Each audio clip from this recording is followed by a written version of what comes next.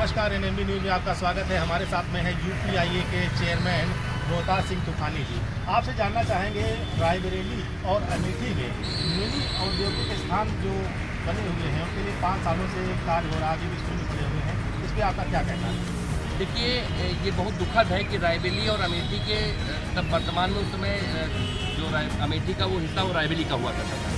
उस समय 1 दर्जन औद्योगिक स्थान है। तत्कालीन शासनादेश एक हुआ था 1983 में कि ये औद्योगिक स्थान कुछ हैं जिनको अस्थायी रूप से विकसित करने के लिए इनके लिए जो धनराशि है उसको सहित ये वर्तमान समय में जो अभी यूपी सीधा और यूपीआईडीसी था उसको हस्तगत कर दिया जाए अग्रिम आदेश होकर। उसी क्रम में ये जो औद्योगिक स्थान है जिला उद्योग केंद्र के द्वारा उनको हस्तगत कर दिए गए थे। लेकिन अत्यंत दुखद था कि लगभग 40 वर्ष होने की स्थिति में इन औद्योगिक स्थानों में कोई भी विकास कार्य नहीं हुआ था। कोई औद्योगिक गतिविधियाँ लगभग शून्य है। क्या कारण है जो अभी तक शून्य पड़ा हुआ है और आप इसमें क्या कार्य कर रहे हैं? इस पर चूँकि इनका स्थानीय स्तर पे जिला यूपीआईडीसी द्वारा कोई ध्यान नहीं दिया गया।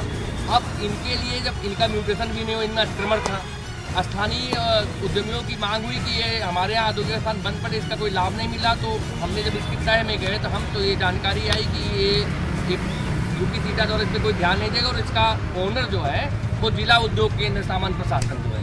तो वो शासनादेश का हमने अध्ययन किया। शासनादेश पर अस्थायी रूप से हमने जिला उद्योग केंद्र के माध्यम से रेज किया गया विषय को और मंडलीय उद्योग बंधु से आगे निर्णय हुआ कि ये औद्योगिक स्थान क्योंकि इनको वापस किया जाए जिला उद्योग केंद्रों को स्थानीय उद्यमियों को मांग कर, जो नियम संगत भी था क्योंकि उसका ऑनर म्यूटेशन भी उन्हीं के नाम से, अधिग्रहण भी उन्हीं के नाम से था और वो बजट भी शून्य हो गया, विकसित भी नहीं हुआ।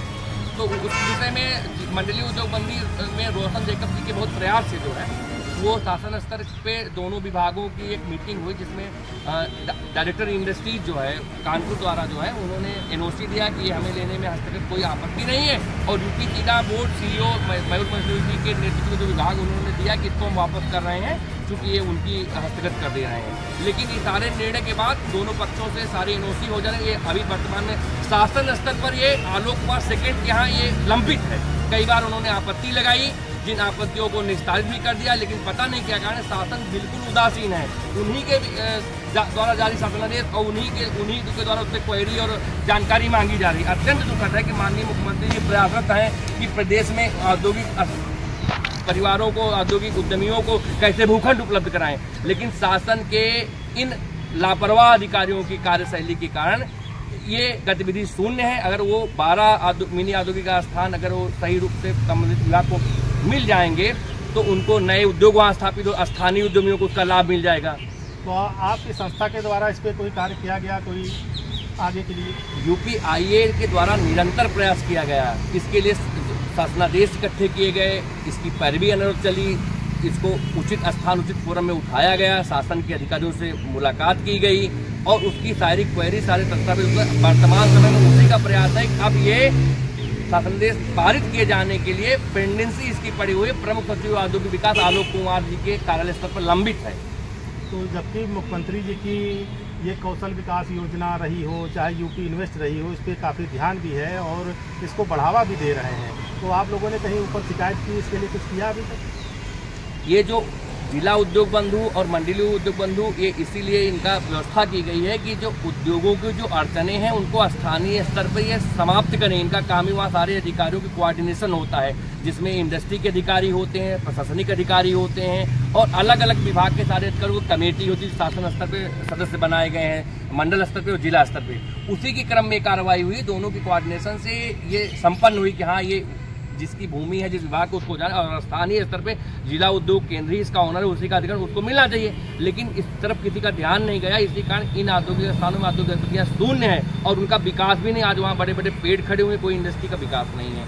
अब वर्तमान में अगर ये शासनादेश पारित हो जाए तो यूपीआईडीसी के पास भी बजट है और इन एरियो का विकास हो जाएगा। माननीय मुख्यमंत्री जी के प्रयासों से ही यूपीआईडीसी के माध्यम से ऐसे मिनी औद्योगिक पहली बार उत्तर प्रदेश में विकास किया जा रहा। नहीं, जब से अधिग्रहण हुआ किसी भी औद्योगिक स्थान का विकास नहीं किया गया। इसके लिए मैं माननीय मुख्यमंत्री जी श्रीमान योगी आदित्यनाथ को बहुत बहुत धन्यवाद ज्ञापित करूंगा।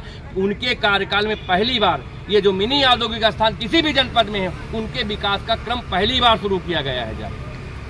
तो जैसा कि आपने देखा हमारे साथ रोहतास जी तूफानी थे जो थोड़ा व्यथित भी हैं और का लाभ मिल रहा है। आपके द्वारा क्या कार्य हो रहा है? युवाओं के लिए इसमें जो कार्यान्वयन कराने के लिए जागरूकता की जा रही है, कार्यशालाएं की जा रही हैं और उनको जागरूक किया जा रहा है संपर्क करके कि जो माननीय मुख्यमंत्री जी की सारी स्कीम है जिसमें बहुत महत्वाकांक्षी है मुख्यमंत्री सीएम युवा उद्यमी विकास अभियान, इसके तहत अधिक से अधिक लोग आवें और इसका लाभ लें। माननीय मुख्यमंत्री जी के प्रयासों से इसमें बहुत इजी फाइनेंस है जिसमें पर्यटन सिक्योरिटी भी सरकार दे रही है और उनको ट्रेनिंग की व्यवस्था, इसमें बहुत सारी और स्कीमों को जोड़ा गया है, स्टार्टअप को जोड़ा गया है।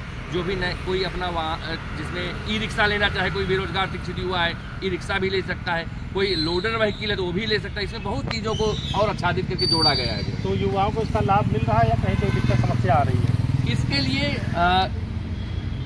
सरकार तो बहुत प्रयत्नशील है, लेकिन कुछ हमारे जनपदों के अधिकारी ढीले हैं और शासन स्तर पर इसकी जो मॉनिटरिंग हो रही है वो मुझे अच्छी से दिखाई नहीं दे रही है। प्रत्येक माह हर जनपद में जिला उद्योग बंधु की बैठक होती है, मंडल स्तर पे मंडलीय उद्योग बंधु, जिसमें मैंने आदरणीय रोशन जैकब जी का प्रयास देखा। कोई पक्षपात नहीं, उनका प्रयास बहुत ईमानदार था। सारी स्कीमों को खासतौर से युवा उद्यमी अभियान को लेकर बहुत प्रयासरत रहती थी, लेकिन आज ही आप लोगों के माध्यम से जानकारी हुई कि शायद उनका स्थानांतरण कोई सचिव बन गई हैं जो मैडम जो है। तो मैं अपेक्षा यही करूंगा कि माननीय मुख्यमंत्री जी के निर्देशों का पालन करते हुए जो भी जिम्मेदार अधिकारी हैं इन स्कीमों को कार्यान्वयन कराने के लिए वो पूरा प्रयास करें और इसको जो उनकी मंशा है माननीय मुख्यमंत्री उसके अनुरूप धरातल पे लाया जाए और प्रत्येक युवा को जो इसमें आत्मनिर्भर बनाया जाए।